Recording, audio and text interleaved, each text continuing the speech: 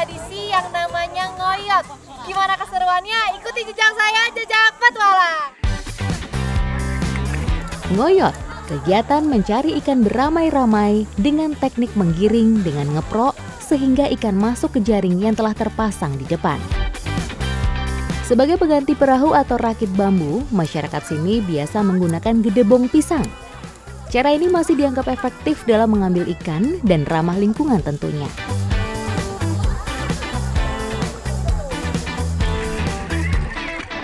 Jadi kita di sini punya tugas masing-masing. Ada yang pegang herapnya untuk menggiring ikannya, dan kita yang naik gedebong ini tugasnya menakut-nakutin ikan. Jadi ikannya itu bisa lari ke herapnya. Digiring terus ya, Pak. Ngoyot dilakukan saat musim penghujan di kolam ikan milik warga karena air sungai sedang naik.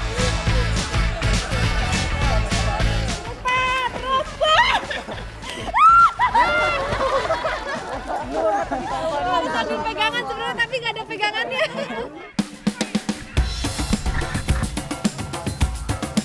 Di daerah Jawa Barat, banyak terdapat kolam-kolam ikan yang tujuannya mempermudah masyarakat untuk mendapatkan lauk ikan saat sungai tidak bisa memberi hasil.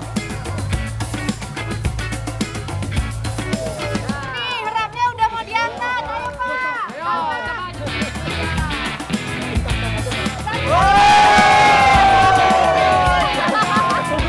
Dapat ikan. Nih, dapat ikan mujair. Ikan mujair hidup secara berkelompok di perairan tenang, seperti bendungan, sungai, dan danau air tawar. Ikan mujair memiliki toleransi tinggi terhadap kadar garam dalam air, sehingga masih dapat bertahan hidup di air payau. Mereka juga dapat hidup di air dengan kandungan amonia di atas rata-rata, ataupun dengan kandungan oksigen terbatas.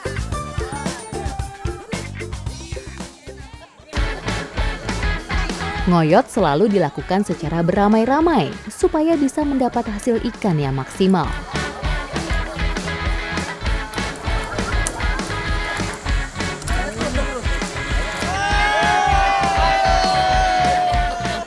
Dapat lagi. Ya, sekarang saya mau gantian pegang apa namanya? Herap.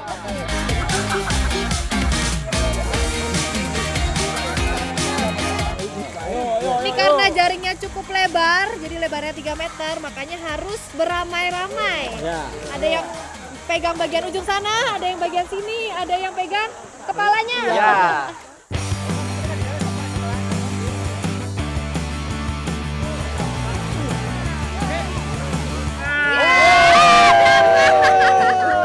Dapat lagi. Mana tadi, mana. Ya. Besar. Ini harus dipegang karena kalau enggak bisa lepas lewat bawah sini nih.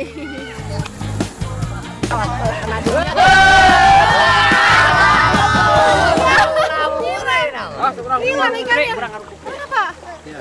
Aduh, lepas. Berlama-lama di kolam dan keseruannya membuat saya menjadi lapar. Ikan yang didapatkan juga sudah banyak. Kita udah selesai ngoyot dan sekarang kita mau mengolah ikannya.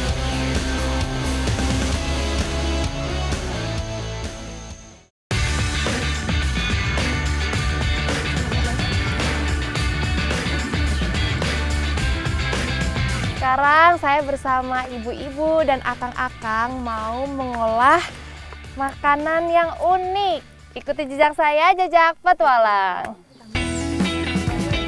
Daging ikan sudah menjadi salah satu bahan makanan favorit sejak zaman kuno. Keragaman tradisi masyarakat dalam mengolah dan mengkonsumsi ikan mampu melahirkan variasi kuliner di setiap daerah.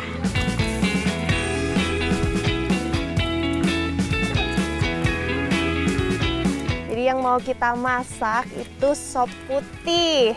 Ini sebenarnya prosesnya panjang, tapi dikerjainnya rame-rame, jadi terasanya ringan ya, Bu? Iya. Sup merupakan olahan makanan yang berkuah yang isinya bisa bervariasi sesuai selera. Di seluruh wilayah Nusantara, sup ini menjadi favorit kebanyakan orang. Rempah-rempah pilihan diracik menjadi bumbu dengan cita rasa menggugah selera. Tidak hanya bumbu, teknik memasak ikan pun banyak yang telah berinovasi.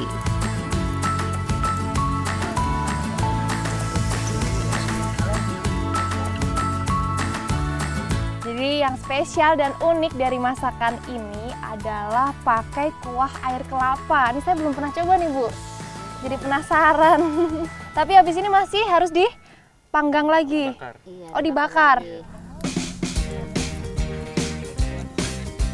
Kelapa adalah salah satu komoditas lokal yang melimpah jumlahnya.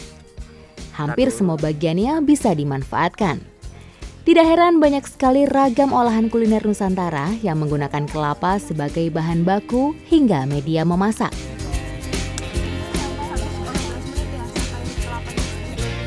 Jadi masakan ini dibakar kurang lebih 30 menit sampai aromanya wangi ya, Bu.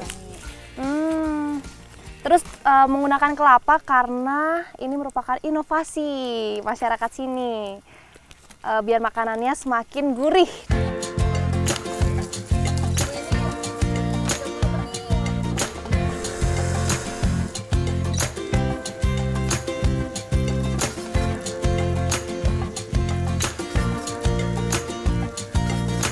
Kalau biasanya makan ikan, minumnya air kelapa muda. Kalau sekarang makan ikan, kuahnya air kelapa muda.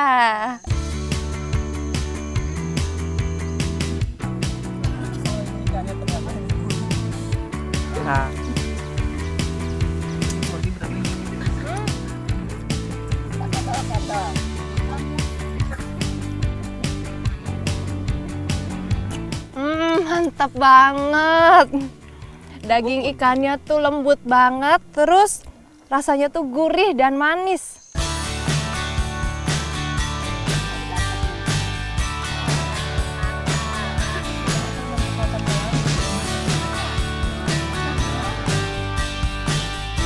Oh, selain kuahnya yang segar dan rasanya yang nikmat, ternyata ikan mujair ini bisa untuk kesehatan tulang, untuk kecerdasan otak. Dan juga bonus nih, makan tapi sekalian minum.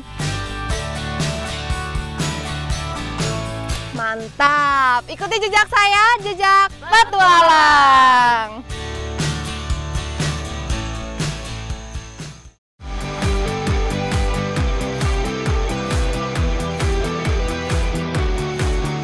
Tanah Sunda sangat kaya akan alamnya. Beraneka jenis tumbuhan tumbuh subur dengan pemanfaatannya yang beragam. Oh, ini dia nih kebun singkong. Yang ini udah bisa diambil belum, Kang? Ini udah bisa ya? Umurnya berapa ini, Kang? Oh, jadi yang udah bisa diambil singkongnya itu yang umurnya udah 1 tahun. Udah kelihatan tua batangnya ya?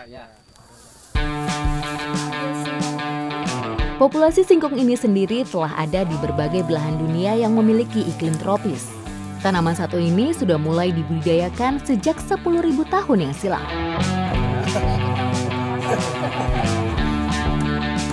Nih, ini dia nih, namanya singkong persil. Ini katanya yang rasanya enak, karena ada yang rasanya nggak enak dan nggak bisa diolah ya. Ukurannya pun beda, yang ini jauh lebih besar ya, dari singkong pada umumnya. Saat ini, lebih dari 80 negara di seluruh daerah tropis menanam singkong. Singkong merupakan tanaman keras yang tahan terhadap kekeringan dan tidak memerlukan banyak pupuk. Inilah kenapa singkong begitu populer. Aduh, berat banget. Tadi nyambutnya bertiga ringan ya. Setelah sendiri ternyata susah banget. Aduh, ya sampai patah nih singkongnya.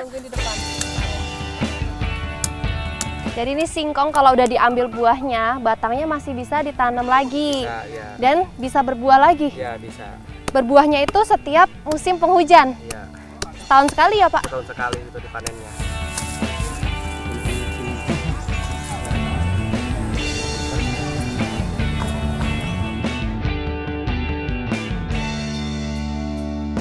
Rasanya enak banget.